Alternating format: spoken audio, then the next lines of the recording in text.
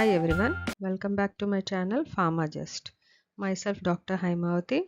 In today's video we will be continuing about drug metabolism. So drug metabolism topic I have divided into different parts. So in the first part, which is already released, I have given a brief introduction about what is drug metabolism and what are the different types of biochemical reactions involved in drug metabolism. And in this video we will see in detail about what are the different phases in metabolism and what are the reactions involved in each phase.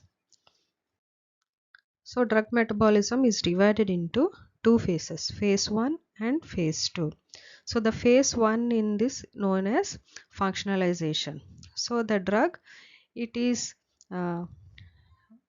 converted into a particular, so a more polar functional group is added to the drug and a derivative of the drug is formed, which is more polar and more easily water soluble when compared to the parent drug molecule. So after phase 1 the drug may be eliminated through the excretory organs, or sometimes if it is not completely soluble derivative, what happens is it enters into phase 2. So in the phase 2 what happens is conjugation takes place. In this conjugation, this drug molecule, which is already a derivative obtained from phase 1, it is completely made polar. So a conjugate of the drug molecule is formed. So this conjugate is totally inactive.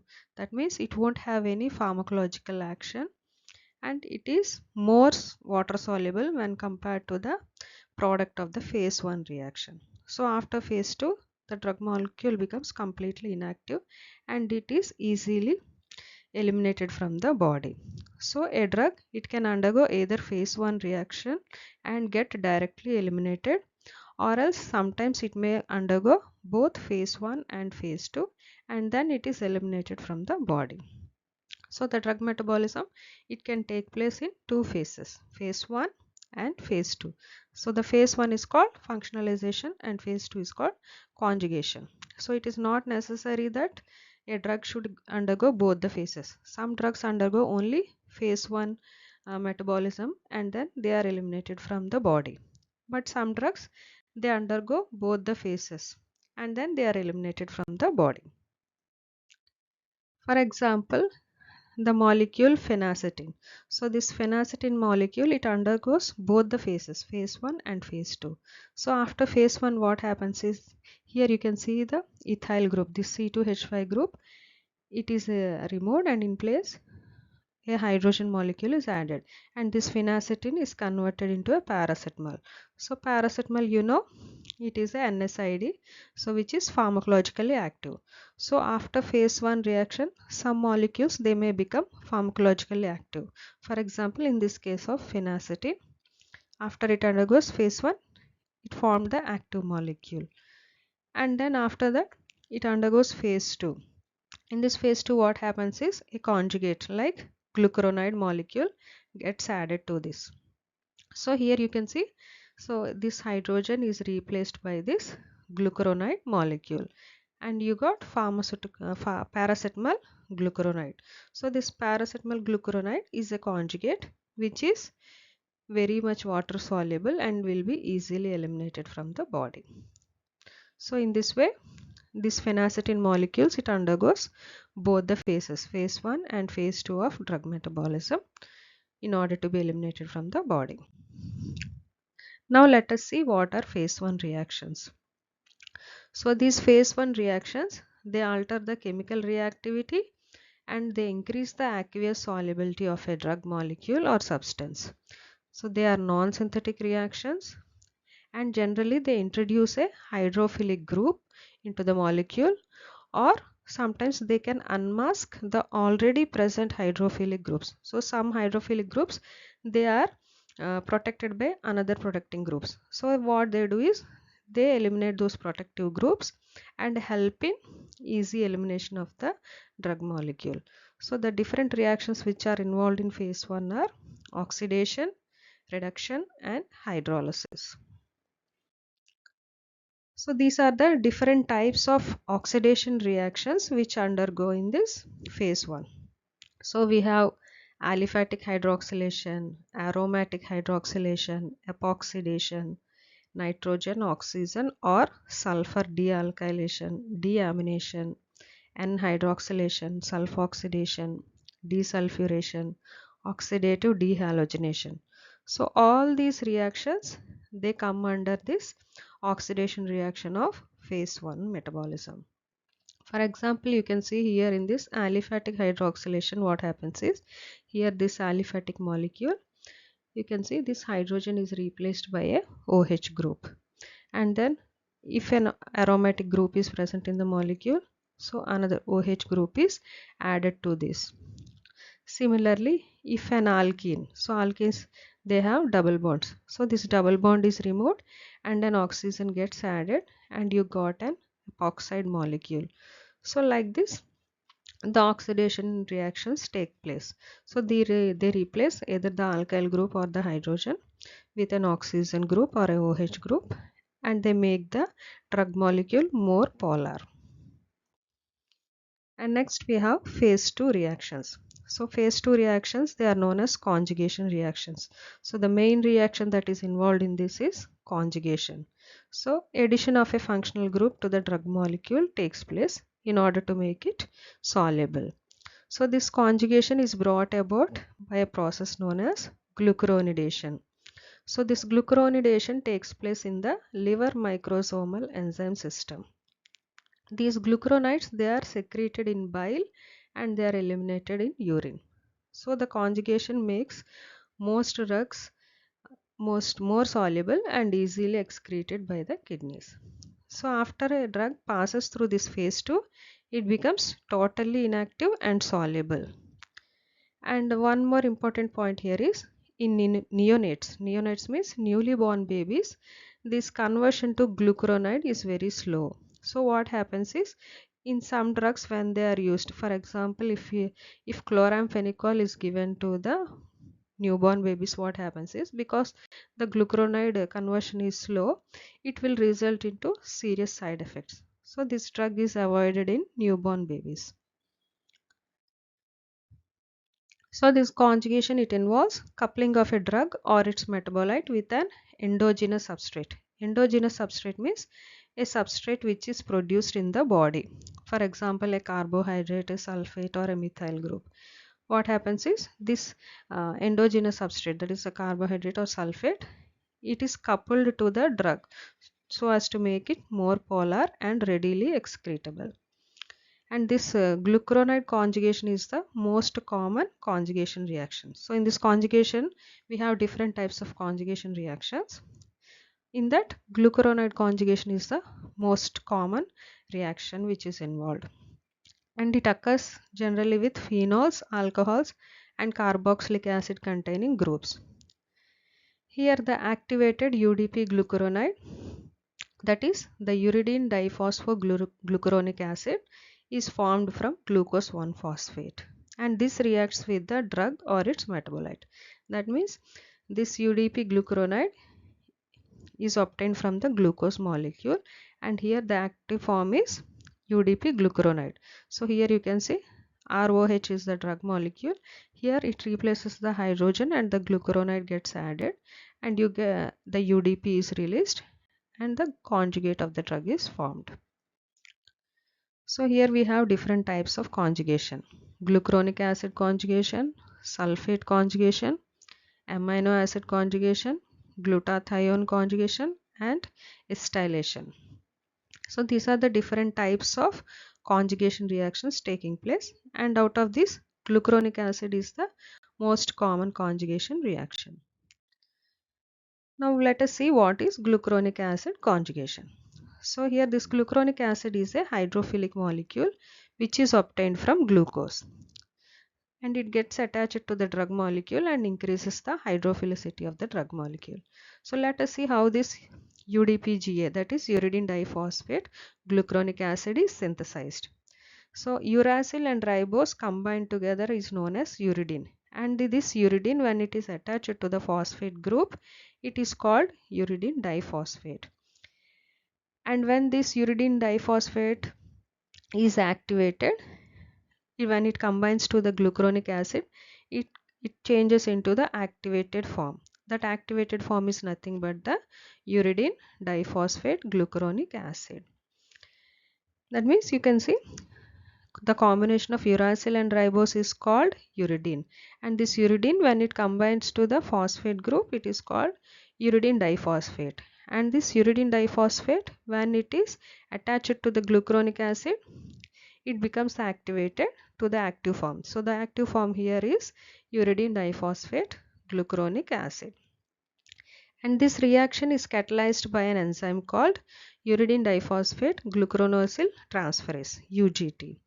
And this UGT is mainly present in the liver along with the cytochrome P450 enzymes. And the cytochrome P450 enzymes are present in the endoplasmic reticulum of the liver. Okay, so this is how the glucuronic acid molecule is generated. So here again we can see the paracetamol molecule and the glucuronide molecule. Here it replaces the hydrogen and the glucuronide gets attached, and we get the paracetamol conjugate, that is the paracetamol glucuronide. And the next reaction is sulfate conjugation. So in this sulfate conjugation, the drug molecules which contain hydroxyl groups and amino groups, they undergo this sulfate conjugation. And the enzymes which are responsible for this sulfate conjugation are sulfotransferases. So this sulfotransferase, they catalyze the transfer of a sulfate molecule from PAPS, PAPS. PAPS means 3-phosphoadenosine 5-phosphosulfate. So from this, they transfer the sulfate molecule to the drug or the foreign molecule, that is the xenobiotic molecule. So in this sulfate conjugation process, what happens is this sulfate molecule, it gets attached to the drug molecule, and this sulfate, in order to get attached to this drug molecule, it is converted into an active form. So the active form of sulfate is called 3-phosphoadenosine 5-phosphosulfate, that is PAPS, PAPS. And this activated form of sulfate reacts with the drug molecule. As a result, what happens? The hydrophilicity of the drugs is increased, and so they can be easily eliminated from the body. So here you can see the paracetamol molecule. If it undergoes sulfate conjugation, this is the phosphoadenosine phosphosulfate PAPS molecule. In presence of this sulfotransferase, what happens is the hydrogen is replaced by this sulfate group, and the phosphoadenosine molecule is released. So this is another paracetamol conjugate which can be easily eliminated from the body. And next we have amino acid conjugation. So this amino acid conjugation occurs in drugs which contain carboxylic acid groups. For example, ibuprofen, ketoprofen and flurbiprofen. And here the glycine is the most important amino acid in which conjugation takes place. So in this reaction, there is a formation of peptide bond between the amino acid and drug molecule. That means this glycine and the drug molecule, a peptide bond forms. So here in this first, it is in takes place in 3 different steps. In the first step, what happens is the drug is converted into an active form. The carboxylic acid group of the drug, it reacts with the ATP, that is the adenosine triphosphate, and as a result, adenosine monophosphate, AMP ester of the drug is formed.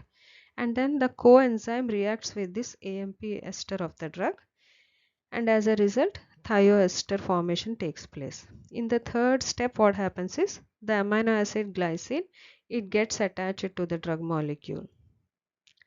And this amino acid conjugation is catalyzed by the enzyme acyl transferase. As a result of attachment to the glycosin, what happens is the hydrophilicity of the drug increases and it gets easily eliminated from the body.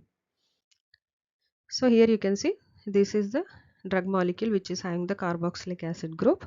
It combines with ATP and it forms the AMP ester, C double bond O AMP.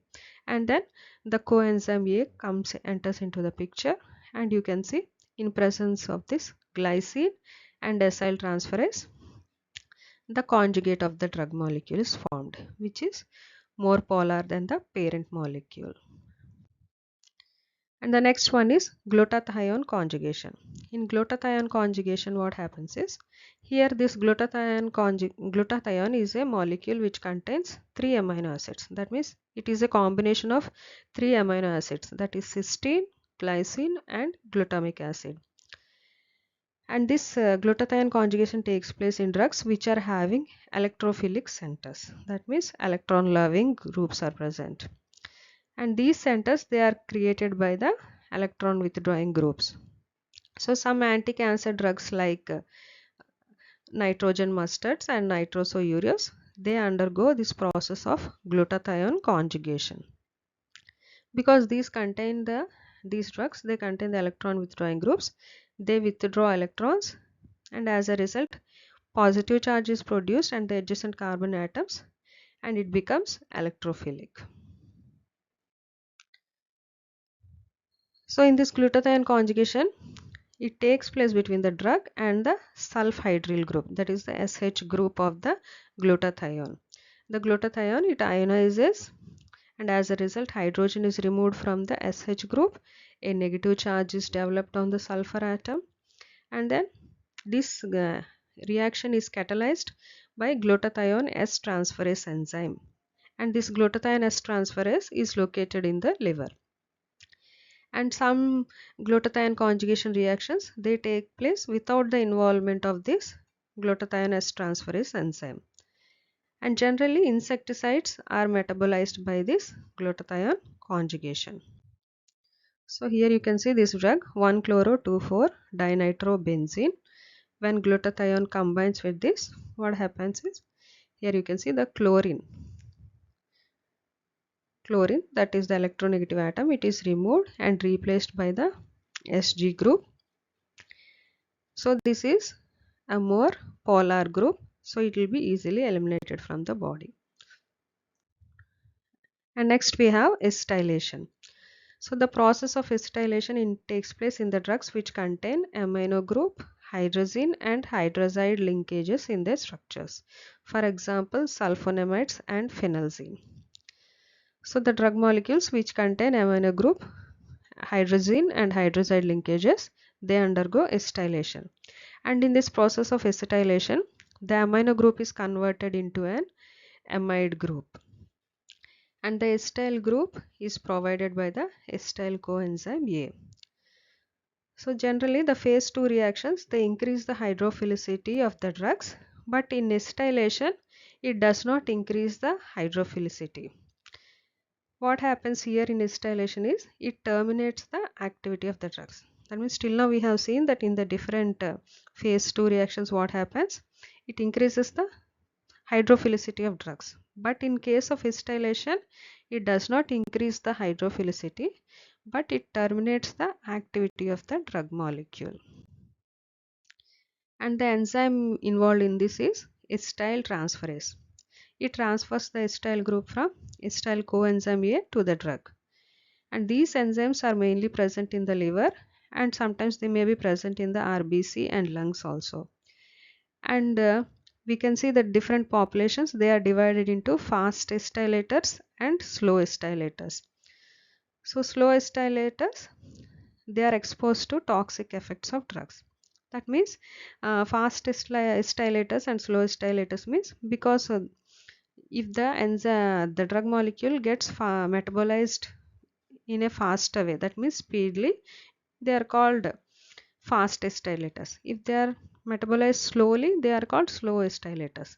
So in slow acetylators, what happens, because the drug is present for more amount of time, it may really cause toxicity. So if a drug, after its action is over, it should be eliminated from the body. So even if after its action is over, if it is still present in the body, it may produce unwanted side effects or toxic effects. That is why slow acetylators, that means people who cannot metabolize these drugs fastly, what happens, it leads to toxicity. So here we can see the example.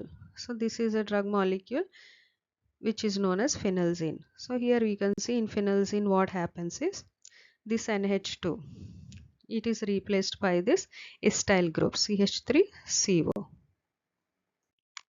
And next isoniazid. So in isoniazid also, in the presence of acetyl transferase, what is happening here? This amine group is removed, and we got the not the amine group, the hydrogen is removed, and in place of hydrogen the acetyl group is added to this. And this is another drug, sulfanilamide. So in sulfanilamide also, here you can see in the amine group the hydrogen is replaced by a acetyl group.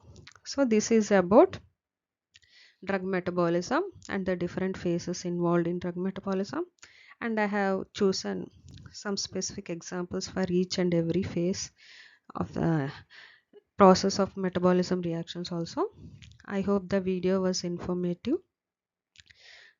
So if you like the video, do not forget to like, share and subscribe to my channel. See you in the next one. Thanks for watching.